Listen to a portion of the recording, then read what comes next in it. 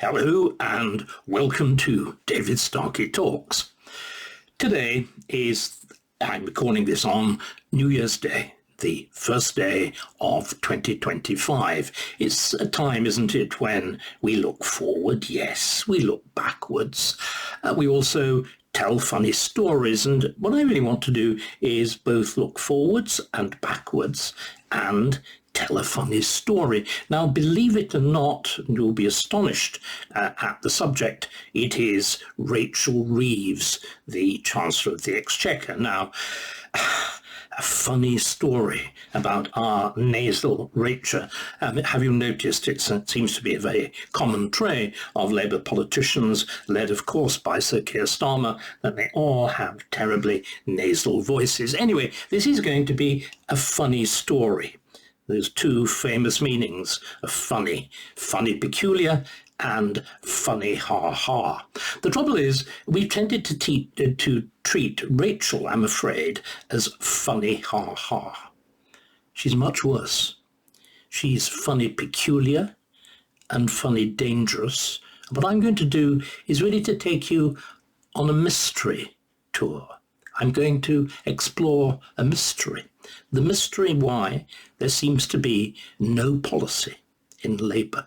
And it begins with Rachel Reeves. Now, you'll remember the reason you're all sort of vaguely tittering when you're not counting the gigantic hole in your bank balance that will follow from various tax increases. The reason you're giggling, of course, is really the only thing that's penetrated into the public consciousness about Rachel Reeves, apart from the nasality, is her fraudulence, the famous faked up CV, the CV that constantly presented her as an economist. 10 years as an economist at the Bank of England, followed by 6 years in the private sector as an economist. This whole building up, and unfortunately, she was exposed. People, I think, led by the wonderful Guido Fawkes website, began probing and asking the simple question. And it turned out, and it was neatly tabulated by the Times, that there were no fewer than 5 serious errors in her CV. She had been at the Bank of England not for a decade, but for 6 years. Much of that time she'd been away. She had been trying to train herself as an economist at the London School of Economics. She'd taken a Master of Science programme. Now, I was at LSE. I was indeed one of those who invented the Master's programmes, and they are, let's be quite truthful, a little bit cobbled together, basically out of undergraduate programs, and essentially designed for people to acquire something that looked rather more impressive than simply a bachelor's degree, though essentially consisting of bachelor's courses, and they're graded differently. They're graded with distinction, with merit, with pass, and again, it wasn't a disgraceful performance. She came in the middle. She got merit, but not distinction, so nothing very distinguished. It's more serious when you actually look at her claims in the private sector, when she was working at HBOS, Halifax, Bank of Scotland, where again the claim that she was an economist, which had to be directly scrubbed, because it turned out that she was fronting essentially a customer relations department. And throughout all of this time, the basic comment was that our Rachel wasn't actually terribly interested in the job she was doing. She was interested in politics. So why this emphasis on Rachel as an economist? Why this inflation? I mean, after all, she did PPE at Oxford, New College, rather distinguished college. She topped it up a bit at LSE with a reasonable performance in a master's programme. But an economist, you would expect, has a knowledge of economic theory, has got a record of publications, may even have got a theory of their own. Well, this is what none of us noticed. None of us really noticed. because we were so busy treating Rachel as a joke. And the joke, of course, was further reinforced when it turned out that not only was she presenting herself as an economist, our Rachel was also an author. Twice, in fact, she'd written about one of her predecessors as a woman Labour MP for Leeds. She's very keen on women in big roles. You'll remember the constant emphasis that she was the first woman to serve as a Chancellor of the Exchequer in its 800-year history. And by the way, for most of those 800 years, the Chancellorship of the Exchequer was of no importance whatever. It only becomes important in relatively modern times when the office of Lord Chancellor, of Lord Treasurer, first of all goes into commission and then becomes identified with that of Prime Minister, the head of the Treasury. Anyway, that's a historical disquisition aside. So our Rachel was presenting herself as an author. She writes a book on a female MP, a biography of a female MP who was a predecessor in Leeds, where she holds her parliamentary seat. And then, much more recently, in September 2023, she publishes another book, and it's a book, again, this theme of women. Let's get the title right. It is, where are we now? The Women Who Made Modern Economics. And by the way, because we're talking about getting things right, I got the wrong month. Precision. October 2023. The Women Who Made Modern Economics. Now, again, the only thing anybody, general public, if they remember it at all, remembers about this is the rather wonderful review in the Financial Times, which went through it and discovered at least, well, we've got a sort of precedent, haven't we, from the CV. When she writes the book, well, she seems to have applied similar techniques. There was at least 20 incidents of direct plagiarism. Now, plagiarism is the ultimate academic sin. It is the copying without attribution. And she committed this sin not once, not twice, but 20 times, and done so blatantly and explicitly. Not simply words, not simply phrases, the occasional phrase, entire paragraphs were listed. But what's most striking is what they were lifted from. They were lifted from, dear me, hadn't she done her research well? They were lifted from Wikipedia, and inevitably, the thing I suppose that she reads almost as much as Wikipedia, The Guardian. So once again, it's the joke picture.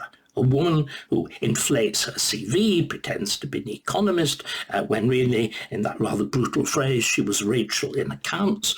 Again, a woman who writes a book, which is clearly an exercise of vastly overblown pretension and riddled with plagiarism. Ha ha, tee-hee, Rachel the joke.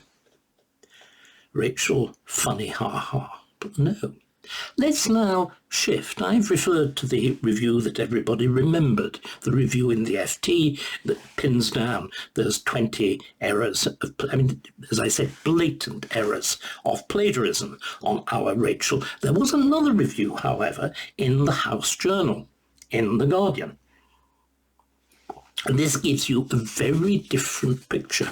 And this is the one where I think we go from funny ha-ha, very much to funny peculiar. Let's read a little bit of the Guardian review. The first thing that the Guardian wants to convey to us, the Guardian review, and needless to say, another woman, was that this was more than merely a collection of brief biographies of important female economists. It discerned there, and I now quote directly, something much more like the outlines of a coherent political project than Labour is sometimes credited with. A coherent political project than Labour is sometimes credited with. Now, this is our Rachel from accounts, suddenly jumping into that different sphere. I mentioned when you talk about an economist, if you are being serious, you're talking about somebody who has an overall view of the economy, a view of economic theory, a view of what theories work, what don't, what is good practice, what is bad practice. Now, here is our Rachel from accounts apparently rising to a quite different level. She is forming a coherent political project, and as it's in a book on economists, it's clearly a project of what used to be called political economy. In other words, what politicians can do to the economy, which is presumably intended to improve it. So are we now discovering, have we now got the clue? Is this the clue to that magic key to growth? You will remember Labour was elected on the promise, I kid you not, once again, funny ha-ha, to make Britain the fastest growing economy in the G7. That absolute explicit promise, as explicit, by the way, as their promise not to raise taxes on working people, okay? To make us the fastest growing economy. So here, in fact, what I think we're beginning to see is the person who is supposed to have formulated this policy. And it is, ladies and gentlemen, none other than Rachel from accounts, whom we better now very much rename Rachel the Economist. She is coming up with the political project, not Keir Starmer. Keir Starmer is sensibly, of course, essentially a lawyer. Here we have maybe we've been doing Rachel a deep injustice. She is clearly Labour's leading public intellectual. May we let those words sink in. Rachel, ha-ha, is really Labour's principal public intellectual, and the woman who formulated, or is supposed to have formulated, or tried to formulate, the political economy that was going to lead us to growth, and not simply any old growth, but the fastest growth in the G7.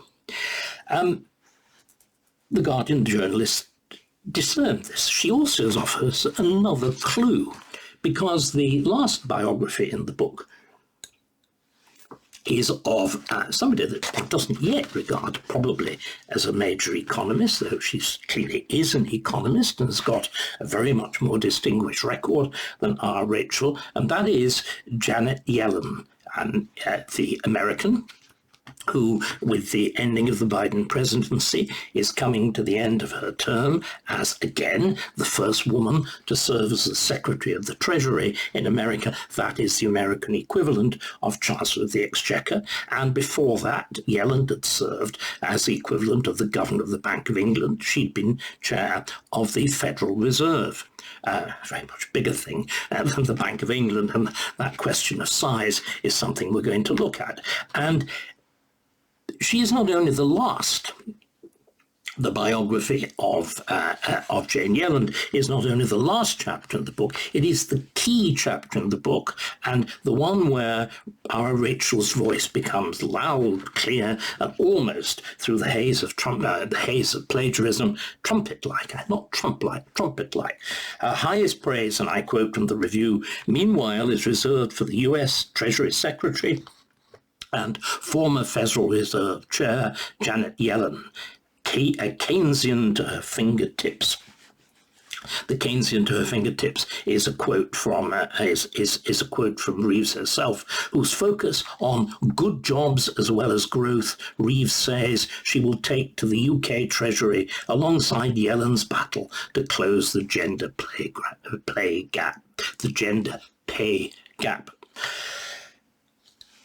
So the model then is, the model for Reeves is Yellen. But of course we have a clue, don't we? Our Rachel is rather good at plagiarism. And what we need to understand, I'm afraid, is that the whole of Labour's economic policy before the election was a direct rip-off by Reeves from Yellen. Quite extraordinary.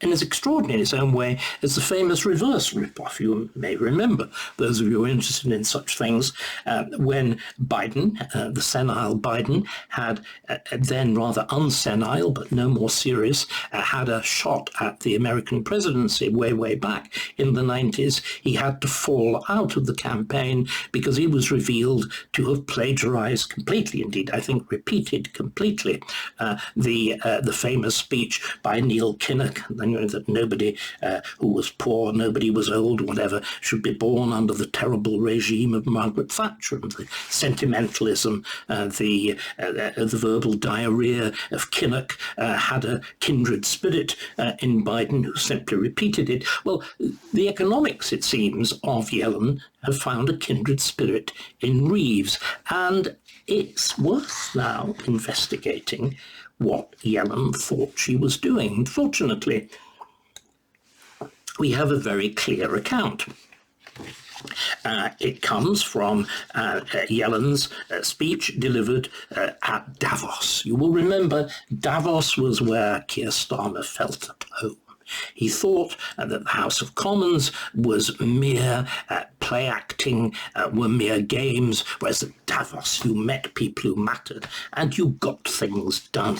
And indeed it seems that at Davos you not merely met people and got things done, you actually picked up wholesale your policies. Saves you having to think of them for yourself, doesn't it? Right. So we go back to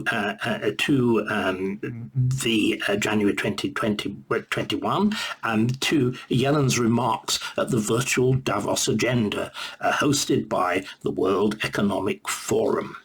And her address made her position quite clear. It was to address long-standing structural issues relating to income equality, racial disparities, and climate change. And to do that, she came up with a new economic formula, and grand language, a new economic paradigm.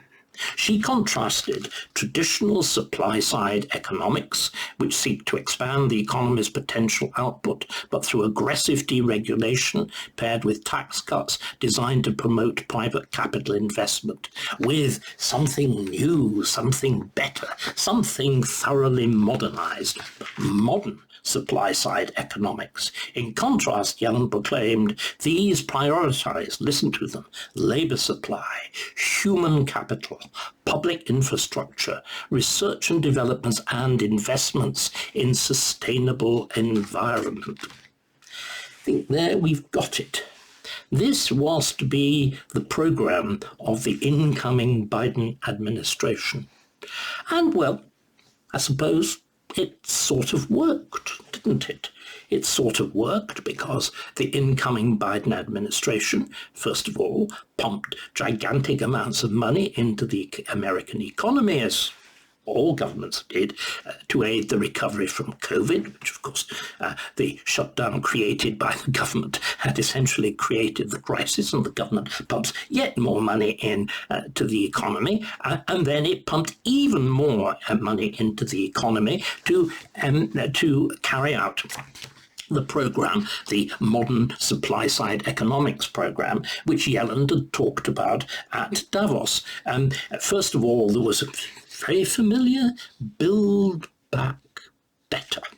That was what the original proposals were called, for pumping tens, hundreds, maybe a billion, maybe a trillion or more into the US economy, on all of those nice things that are listed there, and the labour supply, human capital, public infrastructure, R&D and investments in sustainable environment. In other words, batteries, wind farms, solar power, all of that kind of thing.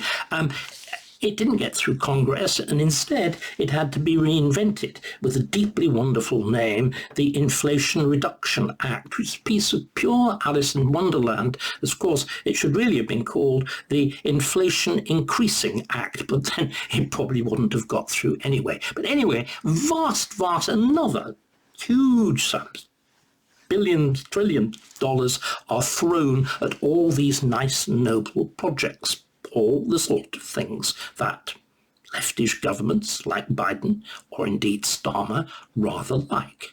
Well, yes, it sort of worked. It worked at a very considerable cost. It produced, on top of the amount of money which had already been borrowed money, all of it, of course, the amount of borrowed money that had been pumped into the American economy to aid the initial recovery from COVID, you then pumped another gigantic amount of money in for the modern supply-side economics. Now, when Yellen talked at Davos, she'd emphasized there was no reason whatever to assume that the modern supply-side economics would lead to any kind of inflation or any serious problem. Of course, it did. Inflation soars to 8%. It proves immensely difficult to get it under control. Borrowing by even an economy as big and as strong and as powerful as the American economy, and underpinned by the role of the dollar as the international reserve currency, took immense strain. The cost of government debt soared and has now reached the point at which roughly 20% of federal expenditure goes on debt payment, on interest payments for the US public debt. But at least, things did happen. The American economy, as we all know, boomed under Biden. It boomed, therefore, didn't it, because of this new wonderful thing called modern supply-side economics. And here we have in her book, here we have in the women who made that again key term, modern economics, the supreme maker of modern economics is clearly the author of Modern Supply-Side Economics, Janet Yellen. And of course, what Janet had done in the US, Rachel is determined to do here in Britain. That essentially is what the whole enterprise of Rachel Reeves was about. There was, as the Guardian reviewer said, there was this outlines of a coherent political project. It was the idea that if you pumped money into the public sector, if you pumped money into renewable energy, if you pumped money into training programs, if you improved in the ways that the left think it's improving education, miraculously there would be economic growth. And you were able, because Janet Yellen had talked about these things, to say, well, it had worked in America, why shouldn't it work in Britain? But can we just pause for 1 second? Because if you're an economist, you should actually be looking at the why. You have a claim, you have a theory, you have the contrast with traditional supply-side economics, and on the one hand, and modern supply-side economics on the other. Yellen, again, correctly points to the nature of traditional supply side. This was effectively what was done under Reagan and under Thatcher. Where are we now? You cut tax savagely, and you also deregulate. You, in other words, free the economy. Well, whatever thought one might have thought of the social consequences under both Reagan and Thatcher, with major reductions of taxation and major deregulation, the economy did boom. There is absolutely no doubt about it. There's a clear mechanism. It's exactly what Milei is doing in Argentina at the moment, with precisely similar consequences. It is what Musk is proposing to do as head of DOGE, of the Department for Government Efficiency, in the new regime of Trump in America. But what is the test for modern supply-side economics? In other words, the traditional supply-side economics actually works. That wonderful biblical phrase, by their fruits ye shall know them. The empirical test, does it work? What about modern supply-side economics? What is it that directly connects all these nice things like research and development, investments in sustainable environment, human capital, helping the disadvantaged, dealing with inequality, racial disparities and all the rest of it? What's doing any of that? How does doing directly things about that lead to economic growth? And the answer is, of course, it doesn't. There is no causal link. What happened in America instead is something very, very simple. And again, give her credit. I believe in giving people credit. It makes them much easier to hang them. if you actually are truthful about what they've done and said. Reeves, again, in her book, in that last chapter, the chapter on Jane Yellen, recognizes Yellen was a Keynesian to her fingertips, because what underneath all the guff of modern supply-side economics, it is pure New Deal. It's pure Keynesianism. You throw public money at all sorts of projects simply to reflate the economy. It sort of worked in the 1930s, and it worked again under the Biden administration. And it works if you throw enough money.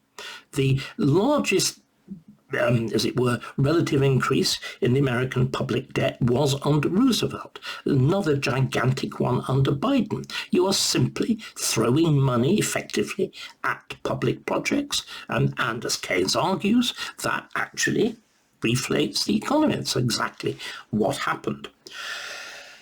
What happens when you try to apply that to Britain? Well,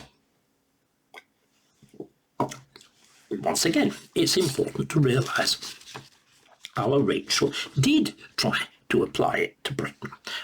Yellen gave the address to Davos, distinguished.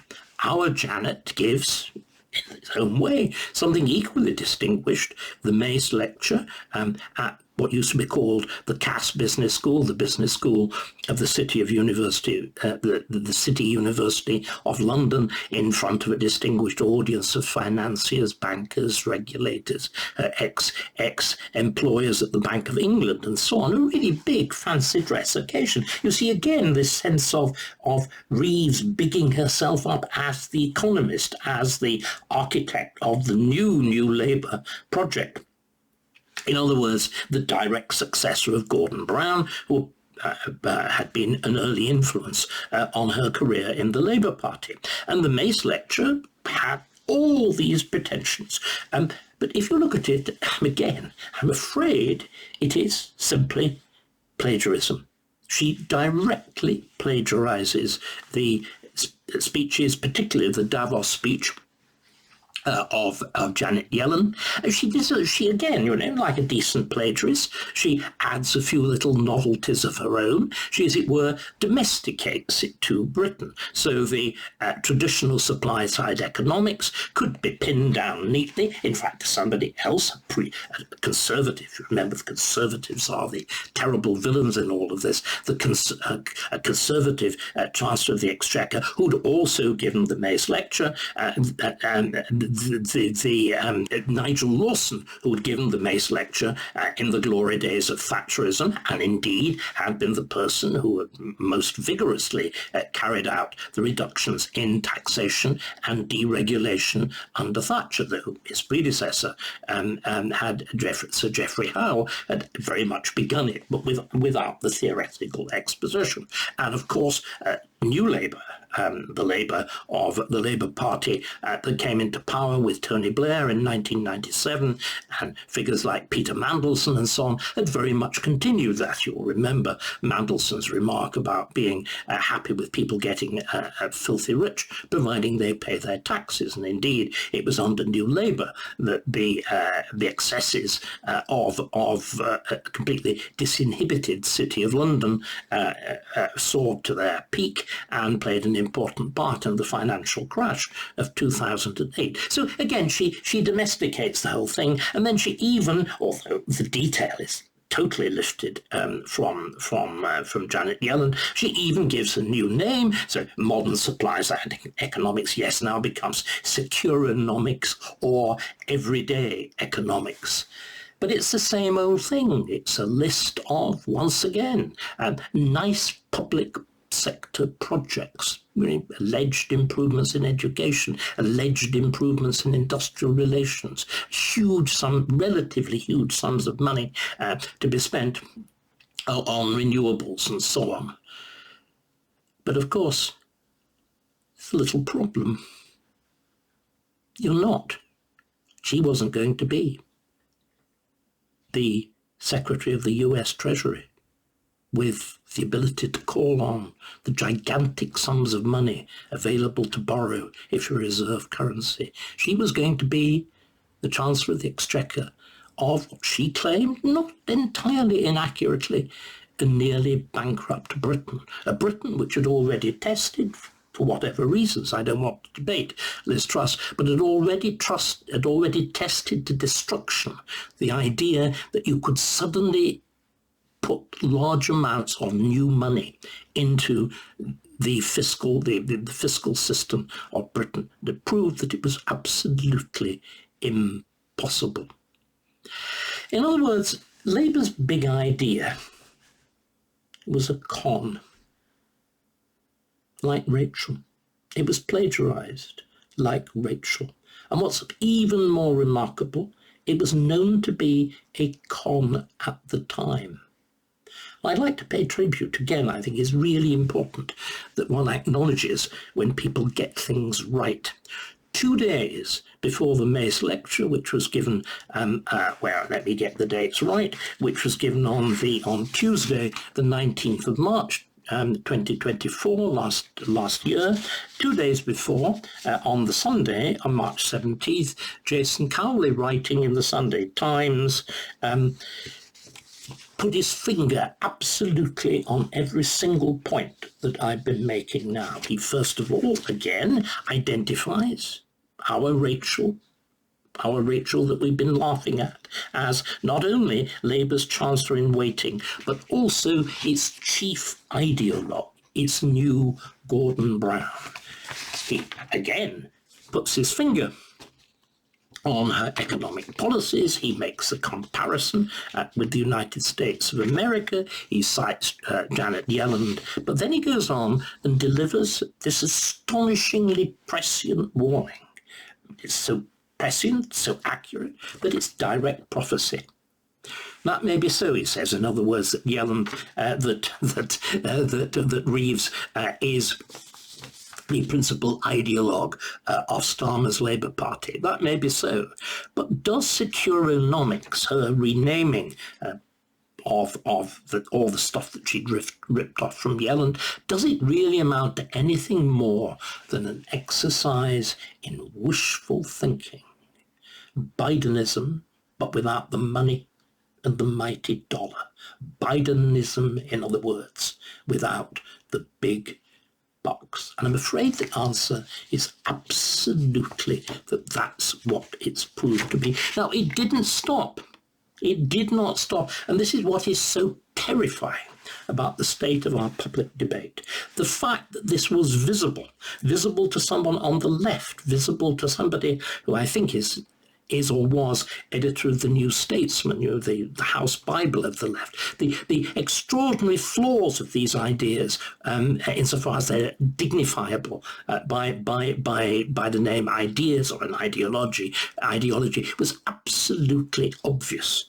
And yet, a couple of months later, in May, what do we get? We get the famous letter to the Times of 120 business leaders welcoming the new economic Reeves-based theories of the incoming Labour government. We are looking for a government that will partner physical discipline with a long-term growth strategy, working in partnership with the private sector to drive innovation and investment, to build digital and physical capital, and fix our skills system, which will be, we are told, a long-term growth strategy. That business leaders can be seduced by pure guff, by wishful thinking, by Bidenism without the money and the mighty dollar, Bidenomics without the big bucks. It is it not, profoundly depressing? But it's also really useful to have carried out the analysis. I mean, because I don't read The Guardian.